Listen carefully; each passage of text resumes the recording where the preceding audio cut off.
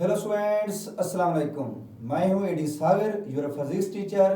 Students, आज के lecture में हम डिस्कस करेंगे class first year physics.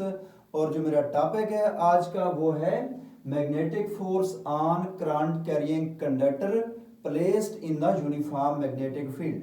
Students, इस टॉपिक को पढ़ने से पहले आपने मेरा प्रीवियस लेक्चर पढ़ना है, प्रीवियस लेक्चर सुनना है, अंडरस्टैंड करना है, ताकि ये वाला लेक्चर आपको समझ आ सके। तो आइए स्टार्ट करते हैं स्टूडेंट्स। ये आपके पास क्या है? Magnetic force on current carrying conductor. अब यहां पर देखें स्टूडेंट्स, एक करंट कैरिंग कंडक्टर है। प्रीवियस लेक्चर में स्टूडेंट्स मैंने बताया था, ये वायर थी, आपको बताया था इस वायर में करंट फ्लो कर रहा है, तो ये कंडक्टर है। इस वायर में करंट फ्लो करे तो वो क्या होता है? कंडक्टर है। अब ये करंट कैरिंग कंडक्टर है, और आपको ये भी बताया था जिस वायर में करंट फ्लो कर रहा हो वो करंट कैरिंग कंडक्टर है, और उसके सराउंडिंग में करंट का मैग्नेटिक फील्ड होता है। अब अगर ये आपके पास करंट कैरिंग कंडक्टर है, इसमें से करंट आई फ्लो कर रहा है, तो इसका अपना क्या होगा? मैग्नेटिक फील्ड होगा। फिर हमने इसको किस में रखा हुआ है? एक और एक्सटर्नल मैग्नेटिक फील्ड में प्लेस कर दिया है। ठीक है। अब यहां पर देखें ना, आप टॉपिक की heading magnetic force. Magnetic force कैसे क्रिएट होती है उस पर आते हैं। पहले आप देखें कि करंट कैरिंग कंडक्टर है। जब करंट कैरिंग कंडक्टर है, करंट कैरी कर रहा है, तो करंट की वजह से उस वायर के, उस कंडक्टर के सराउंडिंग में क्या होगा? मैग्नेटिक फील्ड होगा। अब इसका जो मैग्नेटिक फील्ड है, इसको फिर हमें रखा हुआ किसके अंदर है? In uniform magnetic field. ठीक है। इस कंडक्टर का magnetic field uniform magnetic field mean के एक्सटर्नल मैग्नेटिक फील्ड के साथ इंटरेक्ट करेगा, तो दो मैग्नेटिक फील्ड हो जाएंगे। क्लियर? हमने क्या किया? एक करंट कैरिंग कंडक्टर को मैग्नेटिक फील्ड में प्लेस कर दिया, एक्सटर्नल मैग्नेटिक फील्ड में प्लेस कर दिया। एक्सटर्नल मैग्नेटिक फील्ड और उस करंट कैरिंग कंडक्टर का मैग्नेटिक फील्ड, दो मैग्नेटिक फील्ड हो जाएंगे। जब ये एक दूसरे के साथ इंटरेक्ट करेंगे, मिलेंगे, तो एज अ रिजल्ट क्या होगी स्टूडेंट्स? फोर्स क्रिएट होगी। और वो फोर्स कितनी होगी?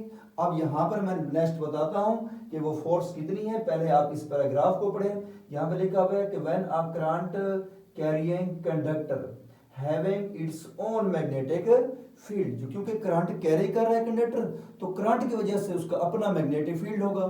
फिर रखा हुआ है placed in a uniform external magnetic field, then due to interaction between these two magnetic field, फिर जब ये दो मैग्नेटिक फील्ड आपस में इंटरेक्ट करेंगे, तो एज अ रिजल्ट क्या होगी? फोर्स क्रिएट होगी, which is experienced। अब नेक्स्ट जो फोर्स क्रिएट होती है, force is created which is experienced by the conductor। और जो वो फोर्स प्रोड्यूस होगी, वो फोर्स क्या करेगी? इस कंडक्टर के ऊपर, जिसको हमने मैग्नेटिक फील्ड में रखा हुआ है, वो फोर्स उसके ऊपर एक्सर्ट होगी। उस कंडक्टर को या तो पुश करेगी या उसको पुल करेगी। ठीक है, वो फोर्स। अब यहां पर देखिए स्टूडेंट्स, ये आपके पास नॉर्थ पोल है, ये साउथ पोल है। नॉर्थ और साउथ पोल ये परमानेंट मैग्नेटिक फील्ड है। नॉर्थ और साउथ के बिटवीन परमानेंट मैग्नेट है, तो इसका फील्ड क्या होगा? परमानेंट होगा। इस मैग्नेटिक फील्ड के अंदर हमने क्या रखा हुआ है? एक कंडक्टर रखा हुआ है, आप देख सकते हैं यहां पर। और उसमें से करंट आई क्या कर रहा है? फ्लो कर रहा है। जब इस करंट फ्लो करेगा इस कंडक्टर में से, तो कंडक्टर का अपना क्या होगा? मैग्नेटिक फील्ड प्रोड्यूस हो जाएगा।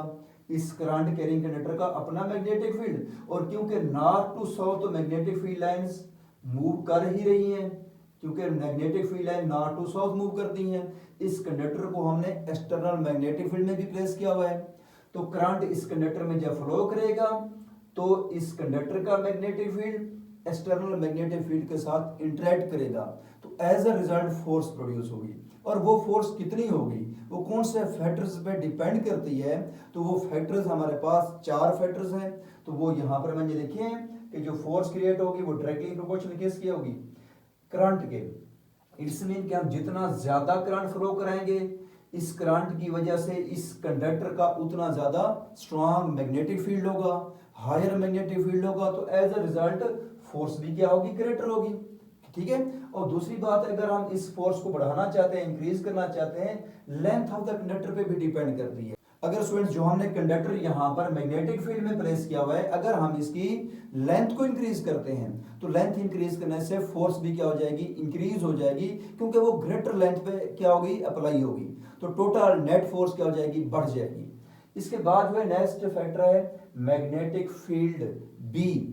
अब मैग्नेटिक फील्ड जो बी है उस पर भी डिपेंड करती है। इसका मतलब क्या है, जो आपके पास परमानेंट मैग्नेट है नॉर्थ और साउथ पोल, इसकी स्ट्रेंथ बढ़ा दें, हम एक और मैग्नेट ले आते हैं जिसकी स्ट्रेंथ हायर हो, तो एज अ रिजल्ट फिर क्या हो, तो जब इसका स्ट्रॉन्ग मैग्नेटिक फील्ड क्या करेगा, इंटरेक्ट करेगा, तो एज अ रिजल्ट आपके पास फोर्स भी ग्रेटर प्रोड्यूस होगी। और इसके अलावा स्टूडेंट्स फोर्थ जो फैक्टर है वो है एंगल का।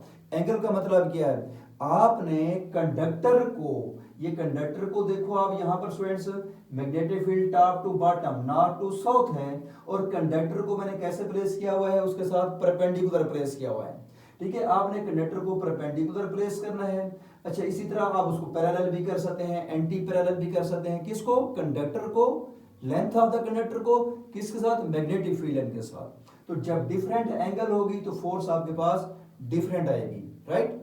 जब आप कंडक्टर को परपेंडिकुलर प्लेस करते हैं, इसके साथ यूं पैरेलल प्लेस करते हैं या कोई और एंगल बनाते हैं, तो फोर्स को क्या होगी आपके पास, चेंज हो जाएगी। जो इसके ऊपर फोर्स ऐड करेगी वो डिफरेंट आएगी एट डिफरेंट एंगल्स।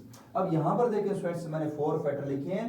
सब में फोर्स जो है वो प्रोपोर्शनल, तो सब में जो है स्टूडेंट्स फोर्स क्या है आपके पास, प्रोपोर्शनल है, करंट के, लेंथ के, बी के, मैग्नेटिक फील्ड के और एंगल के। तो इन सब इक्वेशंस को अगर हम स्टूडेंट्स क्या करते हैं, कंबाइन करते हैं बाय कंबाइनिंग इक्वेशन 1 2 3 एंड 4, तो F प्रोपोर्शनल सब में क्या है, कॉमन ILB sin थीटा लिख देंगे हम। इसके बाद प्रोपोर्शनलिटी को खत्म किया, इक्वल आ गया, और साथ कांस्टेंट क्या आएगा, K। अब K जो है कांस्टेंट यहाँ पर किसके इक्वल है, 1 के इक्वल है, तो K की जगह पर मैं 1 लिखूंगा, तो F is equal to ILB sin theta मेरे पास मैग्नेटिक फोर्स आ जाएगी। अब देखिए स्टूडेंट्स, इस फोर्स को अगर मैं वेक्टर फॉर्म में लिखूं, क्योंकि फोर्स आपके पास क्या है, वेक्टर क्वांटिटी है, तो इसमें देखें स्टूडेंट्स लेंथ ये आपके पास वेक्टर क्वांटिटी है और मैग्नेटिक फील्ड भी वेक्टर क्वांटिटी है। तो जब दो वेक्टर का प्रोडक्ट रिजल्टेंट वेक्टर क्वांटिटी मिले तो वो क्रॉस प्रोडक्ट होता है। ठीक है, इसलिए मैंने F इज इक्वल टू लिखा है I, यहाँ पे करंट लिख दिया, और साथ लेंथ है और बी है, क्योंकि लेंथ भी वेक्टर है, मैग्नेटिक फील्ड बी भी वेक्टर है। जब दो वेक्टर का प्रोडक्ट रिजल्टेंट क्वांटिटी आपको वेक्टर दे दे तो वो क्या होता है, आपके पास क्रॉस प्रोडक्ट होता है। तो इसलिए मैंने क्या लिखा है, यहाँ पर क्रॉस प्रोडक्ट लिखा है, क्लियर। इसलिए क्रॉस की जगह पर साइन थीटा भी आता है, राइट। अब देखिए स्टूडेंट्स, नेक्स्ट ये फोर्स का फार्मूला आ गया हमारे पास, F is equal to ILB sine theta. इस फार्मूले को देखते हैं स्टूडेंट्स कि मैग्नेटिक फोर्स कब मैक्सिमम होगी, कब मिनिमम होगी। ठीक है, फोर्स कब मैक्सिमम होगी, हम कंडक्टर को, मतलब इस रॉड को हम किस तरह प्लेस करें मैग्नेटिक फील्ड के साथ, किस एंगल पर प्लेस करें कि फोर्स क्या है, मैक्सिमम आए। अब यहां पर देखिए स्टूडेंट्स, मैं कहता हूं कि आपने कंडक्टर को कैसे प्लेस करना है, magnetic field lines north to south, आपने इसको यूं प्लेस कर देना है। देखें तो मैग्नेटिक फील्ड के साथ कंडक्टर कैसे है आपके पास, परपेंडिकुलर, तो आपके पास थीटा कितना हो जाएगा, 90 डिग्री। तो उस केस में फोर्स मैक्सिमम एक्ट करेगी कंडक्टर के ऊपर। अब यहां पर देखें students, the force will be maximum when the conductor is placed perpendicular to the magnetic field. जब कंडक्टर को परपेंडिकुलर प्लेस किया, थीटा कितना आ गया आपके पास, 90 डिग्री। तो अब यहां पर स्टूडेंट्स फोर्स में फार्मूले में पुट करें, F is equal to ILB sine theta की जगह पे 90 पुट करें, साइन 90 क्या होता है, 1, तो F is equal to ILB, ये आपके पास क्या आ गई स्टूडेंट्स, मैक्सिमम फोर्स आ गई, राइट। अब इसके बाद देखें students, minimum force. Minimum force कब है आपके पास, जब आप इस कंडक्टर को परपेंडिकुलर प्लेस ना करें, आप इस कंडक्टर को पैरेलल प्लेस करें या इसको एंटी पैरेलल प्लेस करें। अब देखिए कंडक्टर में करंट फ्लो कर रहा है, सपोज देखिए आपने इस कंडक्टर को मैग्नेटिक फील्ड लाइन क्या है, top to bottom north to south, तो आपने इस कंडक्टर को पैरेलल प्लेस कर दिया है। ठीक है, पैरेलल प्लेस करेंगे तो एंगल कितना होगा, 0 डिग्री। इसी तरह स्टूडेंट्स आप इसको यूं प्लेस कर देते हैं कंडक्टर को एंटी पैरेलल, थीटा कितना होगा, 180 डिग्री। इन दो एंगल्स के ऊपर फोर्स क्या होगी, मिनिमम होगी। No force act upon the conductor when conductor is placed parallel और anti parallel to the magnetic field lines.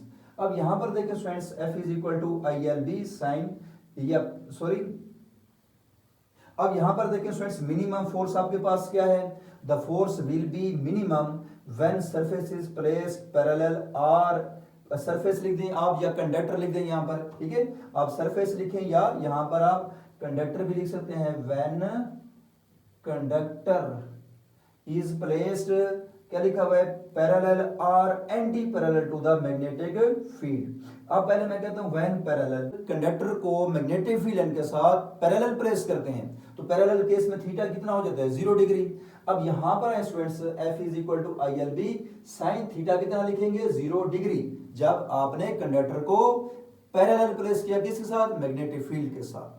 तो आपके पास साइन 0 0 होता है तो फोर्स 0 आ गई, मिनिमम फोर्स।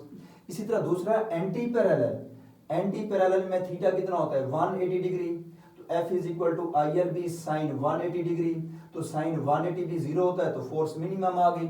तो पैरेलल एंटी पैरेलल में फोर्स क्या आती है, मिनिमम आती है। ये था स्टूडेंट्स आपके पास magnetic force on current carrying conductor in a uniform magnetic field. अब यहाँ पर देखें स्टूडेंट्स, प्रीवियस टॉपिक में मैंने आपको बताया था कि एक स्ट्रेट अगर वायर है उसमें करंट I फ्लो कर रहा है तो सराउंडिंग में मैग्नेटिक फील्ड होगा। To find the direction of the current and the magnetic field, दो क्वांटिटीज थी, एक करंट था, एक क्या था, मैग्नेटिक फील्ड थी। अब दो क्वांटिटीज की डायरेक्शन फाइंड आउट करनी हो तो हम राइट हैंड रूल अप्लाई करते हैं। अब यहां पर स्टूडेंट्स क्या हुआ है कि कंडक्टर में करंट I फ्लो कर रहा है, इसको प्लेस किया हुआ है मैग्नेटिक फील्ड B में। अब मैग्नेट एक करंट हो गया कंडक्टर में से और इसको मैग्नेटिक फील्ड में प्लेस किया हुआ एक मैग्नेटिक फील्ड हो गया। जब दो मैग्नेटिक फील्ड इंटरेक्ट करते हैं तो as a result force produce हुई है, तीसरी क्वांटिटी। अब आपके पास कितनी क्वांटिटीज होगी, 3, एक हो गया करंट, एक हो गया मैग्नेटिक फील्ड और तीसरे नंबर पर होगी फोर्स। अब तीन क्वांटिटीज की अगर आपने डायरेक्शन फाइंड आउट करनी हो तो स्टूडेंट्स आप राइट हैंड रूल अप्लाई नहीं करते बल्कि आप Fleming left hand rule apply करते हैं। फ्लेमिंग एक साइंटिस्ट का नाम है जिसने फोर्स की, करंट की और मैग्नेटिक फील्ड की डायरेक्शन बताई थी। That's why this rule is known as a Fleming left hand rule. अब फ्लेमिंग लेफ्ट हैंड रूल क्या है, देखिए स्टूडेंट्स ये आपका लेफ्ट हैंड रूल है। अब ये अप्लाई करेंगे आप किसको फाइंड आउट करने के लिए, फोर्स की डायरेक्शन को, करंट की डायरेक्शन को और मैग्नेटिक फील्ड की डायरेक्शन को। अब यहां पर देखें स्टूडेंट्स, मैंने फ्लेमिंग लेफ्ट हैंड रूल लिखा है, यहां पर डिफाइन किया है। पहले आप यहां पर देखें इस डायग्राम को, फिर हम इसकी डेफिनेशन भी पढ़ते हैं। अब यहां पर देखें ये आपने फिंगर ऐसे करनी है, ये थंब है आपके पास, इसको बोलते हैं फोर फिंगर, इसको बोलते हैं मिडल फिंगर। ये 3 फिंगर्स हैं, थंब, फोर फिंगर और मिडल फिंगर। और तीनों आपने इस तरह रखनी है, इस तरह प्लेस करनी है आपने कि तीनों आपस में म्यूचुअली परपेंडिकुलर होनी चाहिए। अब यहां पर देखें स्टूडेंट्स, इस पर गौर करें अगर आप, तो इसके लांग अगर आप यूं प्लेस करते हैं तो ये आपके पास क्या है, ये आपके पास नॉर्थ पोल है, ये क्या है मैग्नेट का साउथ पोल, राइट। अब यहां पर देखें स्टूडेंट्स, गौर करें आप, magnetic field line north to south जा रहा है। तो अगर देखें ये लाइन किसके लांग है, ये देखो नॉर्थ टू साउथ है, तो फोर फिंगर किसको रिप्रेजेंट कर रही है, मैग्नेटिक फील्ड को। यहां पर लिखा हुआ भी है मैंने बी का मतलब मैग्नेटिक फील्ड, और वो नॉर्थ टू साउथ है, यहां पर एरो भी लगाए हुए हैं, ये मैग्नेटिक फील्ड लाइंस हैं। और यहां पर जब मैं ये रूल अप्लाई करता हूं लेफ्ट हैंड रूल, तो मैग्नेटिक फील्ड बी इस डायरेक्शन में है, किसके लांग है, इस फिंगर के लांग है। ये फोर फिंगर रिप्रेजेंट कर रही है direction of the magnetic field B को। और देखो यहां पर स्टूडेंट्स जो करंट है वो डाउनवर्ड आ रहा है, तो ये जो फिंगर है middle finger represent the direction of the current. और इसके अलावा जो है ये thumb indicate the direction of the magnetic force, ये मैग्नेटिक फोर्स को इंडिकेट कर रहा है थंब। और फोर फिंगर देखें north to south magnetic field के लांग, करंट डाउनवर्ड में है, तो ये मिडिल फिंगर किसको रिप्रेजेंट कर रही है, direction of the electric current को, राइट। और यही डेफिनेशन मैंने लिखी हुई है किसमें, यहां पर। अब यहां पे लिखा हुआ है if we arrange our thumb, four finger and middle finger. अब यहां पर लिखा हुआ है कि if we arrange our thumb, four finger and middle finger. कैसे लिखा हुआ है next, and middle finger of a left hand mutually perpendicular, आपस में क्या होनी चाहिए, परपेंडिकुलर होनी चाहिए। म्यूचुअली परपेंडिकुलर का मतलब ये है कि इस एंगल यहां पर 90 हो तो यहां पर भी क्या हो, 90 एंगल हो। अब इसके बाद पढ़े next, then thumb indicate the direction of the force. मैंने आपको बताया थंब किसको इंडिकेट करता है, वहां पे अप्लाई किया फोर्स को, ये मैग्नेटिक फील्ड लाइंस को, direction of the magnetic field.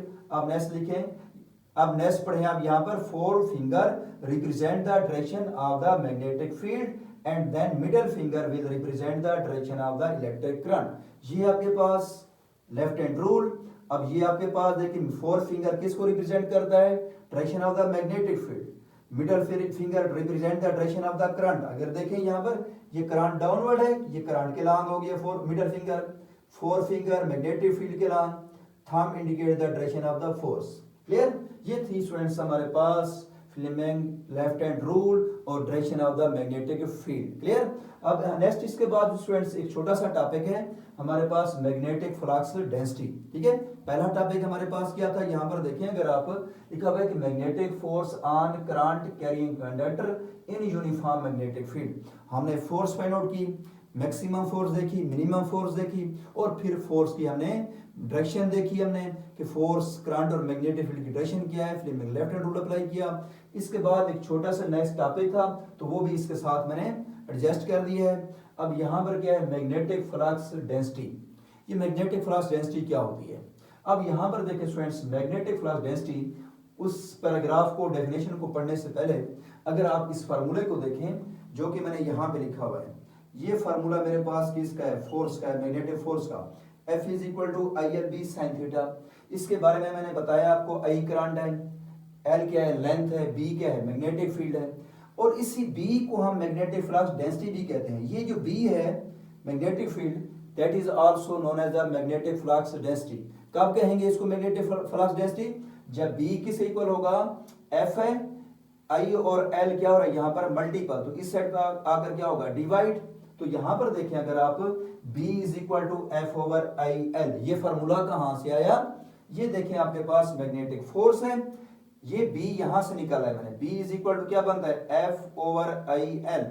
अब यहां पर देखें B is equal to F over I L, ये फार्मूला में क्या बता रहा है, ठीक है, यही डेफिनेशन होगी ना, जो फार्मूला है वही डेफिनेशन है। अब यहां पर देखें अगर आप, तो ये क्या है, फोर्स एक्ट कर रही है per unit current, per unit length, I क्या है करंट, एल क्या है लेंथ, ये फोर्स कब एक्ट कर रही है, per unit current per unit length, जब हम कंडक्टर को मैग्नेटिक फील्ड में प्लेस करते हैं। तो यहां पर डेफिनेशन में पढ़े जरा आप, the force acting per unit current, check करें, force F acting per unit current, साथ क्या लिखा हुआ है, पर यूनिट लेंथ, ये एल भी लिखा हुआ है पर यूनिट लेंथ। ठीक है, इसके बाद on a wire placed at right angle, मैंने आपको बताया था कि आपने क्या करना है, कंडक्टर को मैग्नेटिक फील्ड लाइन के साथ राइट एंगल मतलब परपेंडिकुलर प्लेस करेंगे आप, तभी जाकर 90 का एंगल होगा, तब जाकर फोर्स एक्ट करेगी, अदरवाइज फोर्स क्या हो जाएगी, जीरो हो जाएगी पैरेलल में और एंटी पैरेलल में, राइट। तो आप यहां पर इसलिए लिखा है कि प्लेस्ड एट राइट एंगल मतलब 90 के एंगल पर to the magnetic field is called magnetic flux density. इसे क्या कहते हैं स्टूडेंट्स, मैग्नेटिक फ्लक्स डेंसिटी कहते हैं। B is equal to F over I L, force का यूनिट क्या होता है, न्यूटन। अगर आप इसका बेस यूनिट लिखना चाहें तो ये क्योंकि न्यूटन फोर्स का क्या है, डिराइव्ड यूनिट है, तो बेस यूनिट क्या होगा फोर्स का, kilogram metre second inverse square. ठीक है, F is equal to MA से आप निकाल सकते हैं ना, kilogram metre second inverse square. तो अब यहां पर मैंने ड्राइव्ड यूनिट लिखा न्यूटन, करंट का एम्पियर लिखा है, लेंथ का लिखा है मीटर, तो न्यूटन पर ampere metre is equal to tesla. Tesla is the SI unit, ये आपके पास सिस्टम इंटरनेशनल में यूनिट है ना मैग्नेटिक फ्लक्स डेंसिटी का, वो क्या है, टेस्ला है, तो हम टेस्ला लिखेंगे। इसके अलावा स्टूडेंट देखें ये मैग्नेटिक फ्लक्स डेंसिटी है B, क्योंकि ये force acting per unit current है, पर यूनिट लेंथ है, तो इसलिए ये कौन सी क्वांटिटी है, वेक्टर क्वांटिटी है। ये कौन सी क्वांटिटी है, इसकी डायरेक्शन है, इसकी vector quantity, it is a vector quantity. एक और यूनिट लिखा है स्टूडेंट्स, क्योंकि टेस्ला बताया ऐसी यूनिट है, ऐसी यूनिट के अलावा एक सीजीएस सिस्टम है, सीजीएस सिस्टम में मैग्नेटिक फ्लक्स डेंसिटी का जो यूनिट है वो गाज है। देखिए अदर यूनिट इज गाज, कैपिटल जी से रिप्रेजेंट करते हैं टेस्ला को, देखिए टेस्ला को हम टी से रिप्रेजेंट करते हैं, देखिए यहाँ पर मैंने लिखा हुआ है 1 टेस्ला, टेस्ला को हम टी से रिप्रेजेंट करते हैं और गाज को कैपिटल जी से। टेस्ला ऐसे यूनिट है और गाज सीजीएस यूनिट है, इसका सीजीएस यूनिट है। अब देखिए स्टूडेंट्स, आपके पास जो टेस्ला है that is a bigger unit और gauss is a smaller unit. 1 tesla is equal to 10 की पावर 4 गाज। ठीक है, ये आपके पास जो 1 टेस्ला है 10 की पावर 4 गाज के इक्वल है, राइट। अब जो स्टूडेंट्स हम मैग्नेटिक फ्लक्स डेंसिटी की डायमेंशन फाइंड आउट करते हैं। अब यहाँ पर देखें स्टूडेंट्स, मैंने फोर्स का बेस यूनिट लिखा है यहाँ पर। आपको बताया ना फोर्स क्या होती है, F is equal to ma by Newton second law, mass kilogram और acceleration metre second inverse square. तो यहाँ पर देखिए स्टूडेंट्स, यही यूनिट बेस यूनिट यहाँ पर मैंने लिखा है। और पर देखें, पर आपके पास करंट है और लेंथ है, तो करंट का एम्पियर और लेंथ का मीटर। तो देखें एम्पियर मीटर लिख दिया, इस मीटर के साथ ये मीटर क्या हो जाएगा, कैंसल आउट। और इसके बाद देखिए किलोग्राम लिखा है, सेकेंड इनवर्स स्क्वायर लिखा है, एम्पियर ऊपर जाकर इनवर्स हो जाएगा। किलोग्राम मैस का यूनिट है, कैपिटल एल डायमेंशन है मैस की। और टाइम का यूनिट, जहां पे यूनिट लिखा हुआ है सेकंड इनवर्स स्क्वायर, टाइम की डायमेंशन कैपिटल टी, ऊपर -2 है तो -2 लिख दिया, और एम्पियर को एम्पियर इनवर्स एज इट लिख दिया। ये हमारे पास स्टूडेंट्स क्या आ गई, डायमेंशन आ गई मैग्नेटिक फ्लक्स डेंसिटी की। क्लियर? ओके स्टूडेंट्स, अल्लाह हाफिज।